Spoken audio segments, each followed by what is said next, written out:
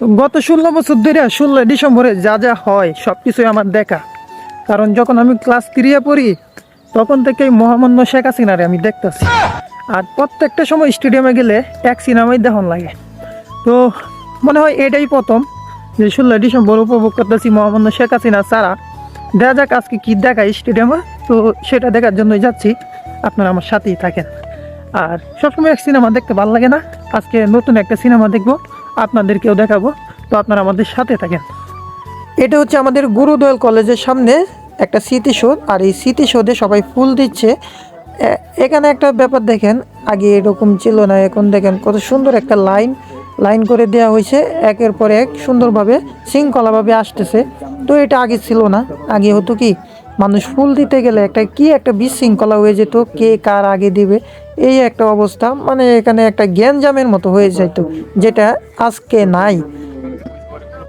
এতক্ষণ পর্যন্ত সব কিছু ভালোই ছিল, যেই আমি স্টেডিয়ামের সামনে আসলাম আমি অবাক হয়ে গেলাম। এখানে আইসা দেখি গেট লাগাই, মানে আমাদের কিশোরগঞ্জের দুইটা স্টেডিয়াম, একটা নতুন একটা পুরাতন, একটা ক্রিকেট খেলার মাঠ, একটা হচ্ছে ফুটবল খেলার মাঠ।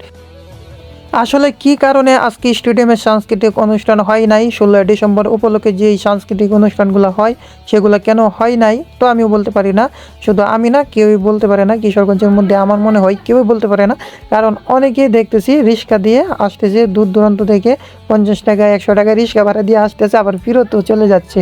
তো এই হচ্ছে অবস্থা। আসলে কেউই জানে না, স্কুলের যত ছাত্রছাত্রী আছে আমার মনে হয় তারাও জানে না।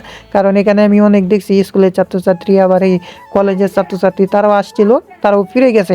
তো হয়তোবা কেউ ব্যাপারটা জানে না আজকে যে এই অবস্থা হবে। আপনাদেরকে জানিয়ে রাখি, আমাদের পুরাতন স্টেডিয়াম যেটা আছে, যেটা ফুটবল খেলার মাঠ, ওইটার মধ্যে কিন্তু মেলা হচ্ছে। আপনারা চাইলে এখানে আসতে পারেন।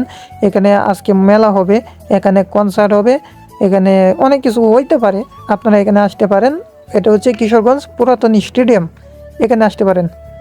ওকে, আল্লাহ হাফেজ, গুড বাই। তো আজকের মতো ডস আর কখনো খাই নাই, আজকে সিনেমাই দেখা হয় নাই, আপনাদেরকেও দেখাতে পারলাম না। আল্লাহ হাফেজ।